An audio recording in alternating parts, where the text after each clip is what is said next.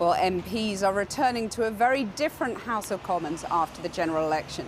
These are the pictures we've just been getting in a few minutes ago of Boris Johnson with 365 Conservative MPs. And he is addressing them as we speak. But of course, his new majority of 80 means he won't have to face the nail-biting votes and government defeats of the last 2 years. He's planning to use that new majority for the first time by the end of this week, asking MPs to vote on the Brexit Withdrawal Bill before they head off for Christmas. The Labour Party announced that their leadership election wouldn't start until after Christmas, with Jeremy Corbyn's successor expected to be in place by the end of March. Our political editor, Gary Gibbon, is here. Gary. As you say, Boris Johnson's now having a getting-to-know-you drink with some of those new MPs, along with all the MPs who managed to get re-elected and have come back.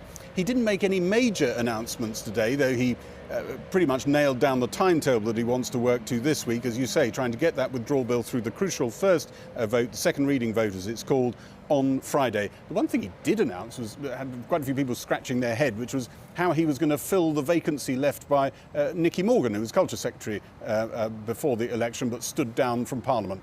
Easy, it seems. You just put her in the House of Lords and keep her in the job. It looks to me as though that's a temporary measure. She's going to be there until the big reshuffle, which has been much talked about, but which we now know, because of this Nicky Morgan appointment, is definitely happening. It wouldn't be a temporary appointment unless there was a whopper of a reshuffle happening, and that comes after Brexit has happened, so we think in February. There was one other interesting announcement today, though. It was something that had been sat on during the election. The Cabinet Secretary said the Office for Budget Responsibility couldn't release some economic data.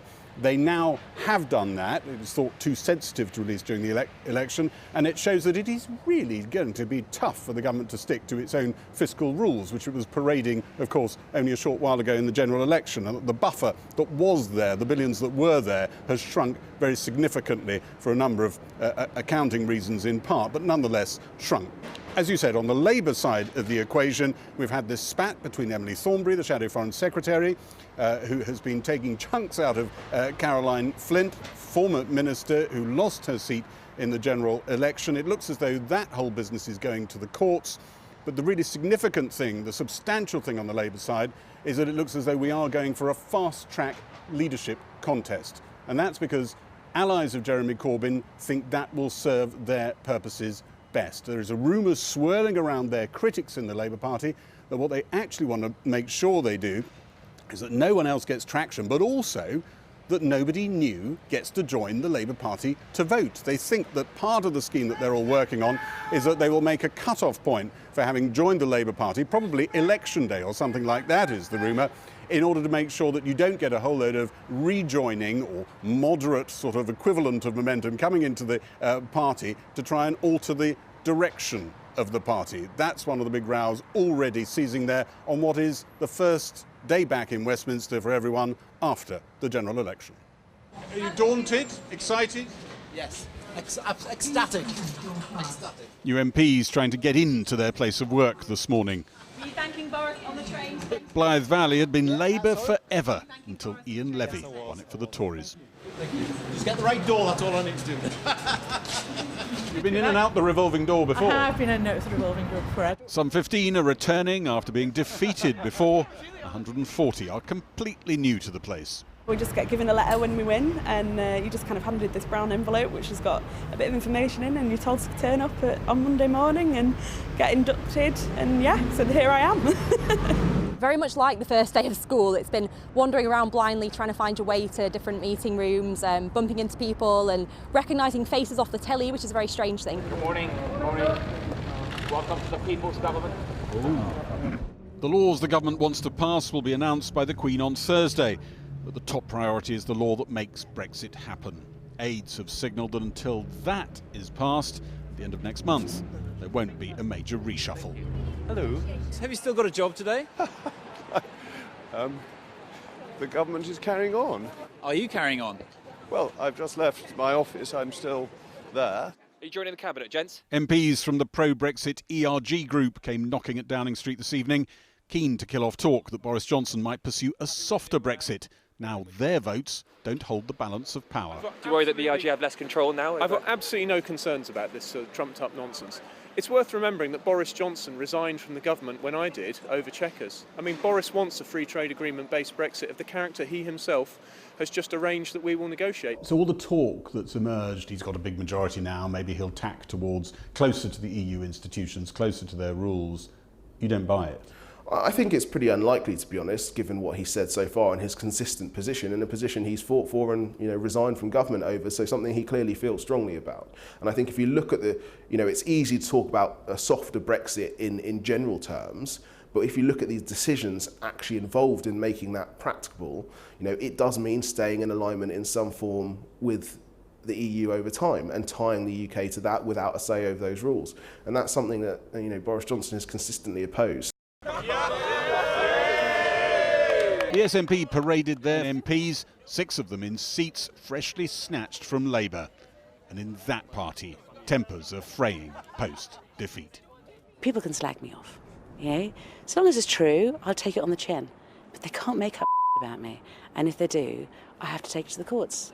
Emily Thornberry was attacking defeated Labour MP Caroline Flint, who'd accused her of calling Brexit supporters stupid.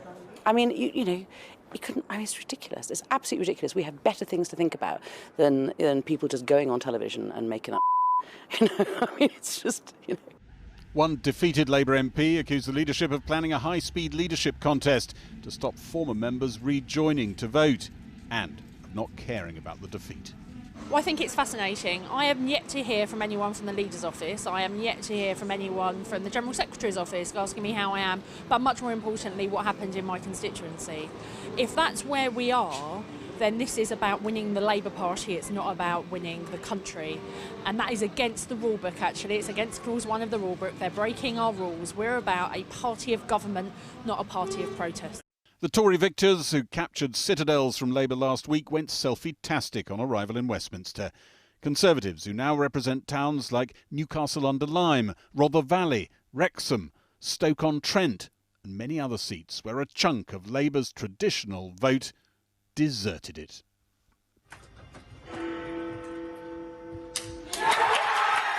The moment Tory headquarters saw the exit poll on Thursday night. We must repay the trust of the electorate. That's what we're going to do. Tonight made real as the Prime Minister posed with 109 new Conservative MPs who, like all the other returning Tory MPs, pledged to back a Brexit divorce deal. Outside, the pro-Remain demonstrators reduced to one lonely figure at the gates.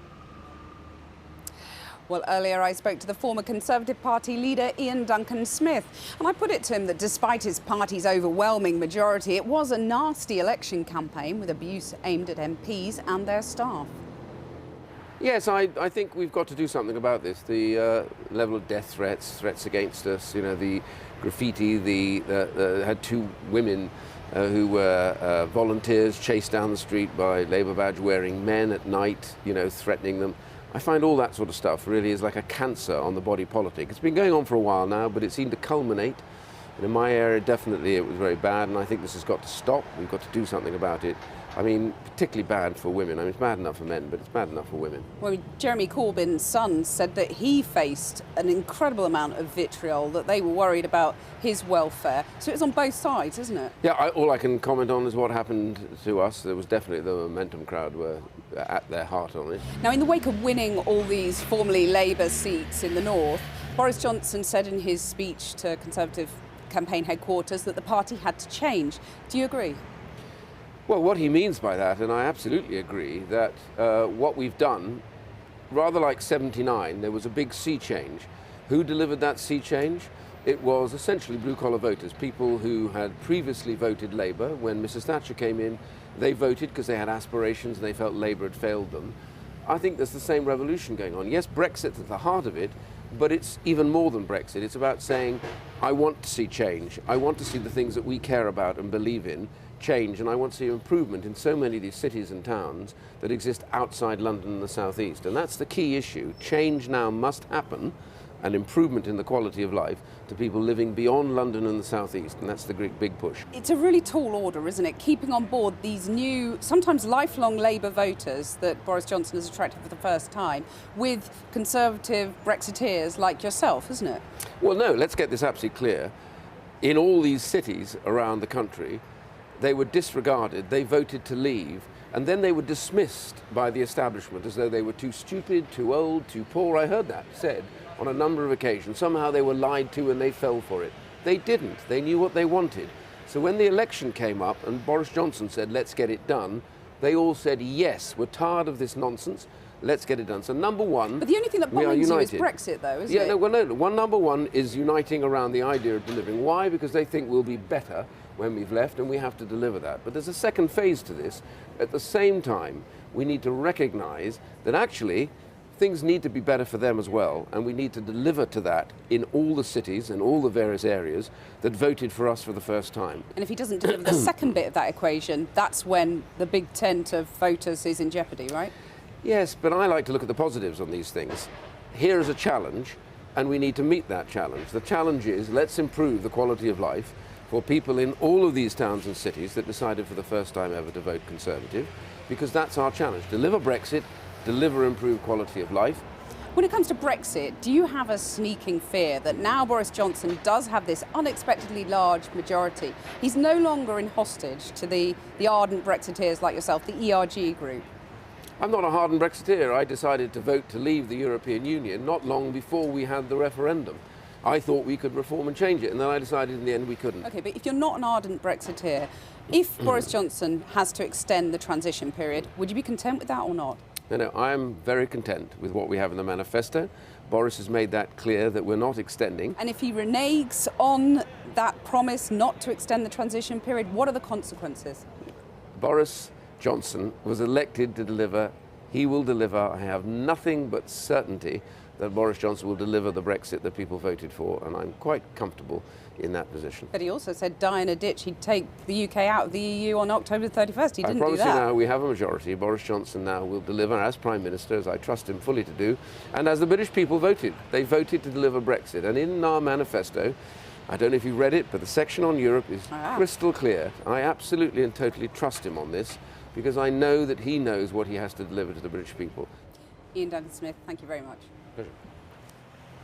Well, I also spoke to Vicky Ford, who's been re-elected as the Conservative MP for Chelmsford, increasing her majority from 2017. I asked her if Boris Johnson will now be able to unite the country as a one-nation leader. Well, I've been really pleased for as a one-nation Conservative that the one-nation message has gone the whole way through this election, from the Prime Minister down. And there are big changes. I mean, not only have we got people representing seats from all across the country, but we've also got a lot more women on our benches. And as someone who's been campaigning for that for many years, it's really exciting. When you look at the noises coming out now, Number 10, about taking an axe to Whitehall, going for the BBC, that's not the talk of a one-nation Conservative. Well, let's actually see what happens. But the big messages that he's been giving, let's get Brexit done. We all know about that message, but also the investment in public services, in the NHS, in the police, in education, the commitment in the manifesto to infrastructure investments, the commitment to the environment, the commitment to investing in science and research, which is one of my passions because it's so important for our economic future. So do you think people are briefing out of turn having a go at the BBC? So let's see what's going to be happening. I mean, I think there's a very serious argument with the BBC over the over 75s licence, which we've all said we do think the BBC should be honouring that promise to the over 75s, and that argument clearly needs to happen. But the press is decriminalising non-paying of the licence fee. Would you be relaxed about that? The press is important, but there's so many things we need to get done. Focus on and the Prime Minister has been very, very clear that the focus this week, before Christmas, will be on the withdrawal agreement, and then having the Queen's speech looking at that investment in public services that we absolutely committed to, and in the infrastructure and the environment as well. Boris Johnson's taken a congratulatory call from the President of the United States. Now, Donald Trump sees Boris Johnson in his image. Is that how you see him? I think it's extremely important that we always have a good relationship with the US, and it's very important that there is a good relationship with the US. Another part of what Boris announced in his first speech is the relationship that we need to build with the EU as well as we move on to this next stage of our lives together. And the speech that he gave about healing, making sure that through this process we no longer need to refer to people as Remainers or Leavers, but actually bring everyone together. And that, having those good, strong relationships with your allies is really important. One thing that Boris Johnson does very clearly is stand up on issues like the environment to world leaders, and I hope he will continue to do that. Boris Johnson's been quite clear that he doesn't want to extend the transition period, that Brexit will be done, not just next month in January, but by the end of the year will come out.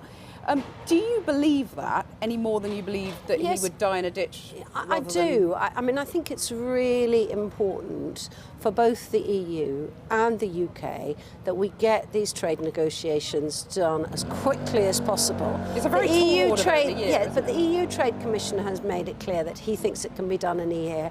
And actually, I've said it before, all the tricky details of that have already been agreed in the political declaration between the UK and the 27 other EU member states. We're starting from a has never been done this quickly before. But we have other models to look at. The Canada deal, when that first happened, took a very long time to happen because it was a first. We've had the Trade Department here now for 3 years working on this. It can be done. The EU has said it can be done, and we do need to get it done. It is time to end the uncertainty. Vicky Ford, thanks very much.